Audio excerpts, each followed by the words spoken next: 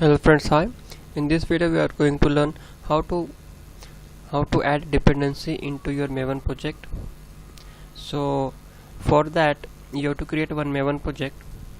Click on file, new, project, search maven project, next, give some name like Selenium my project 1. Click on finish. So you can see maven project got created here.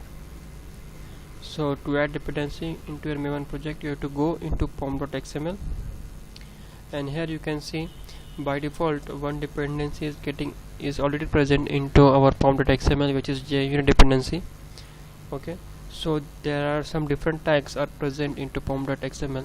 so in dependencies tag you have to add this dependency.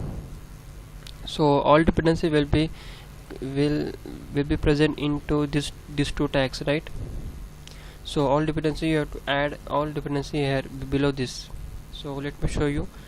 I will add one Selenium Java dependency into my project. So I will copy this dependency and I will paste here. So we don't need this. Okay, so you can see I have entered this dependency into this dependencies tag. I will click on Ctrl S, click on save button, so it will download quickly, and now these two dependencies are present into my maven project. So you can see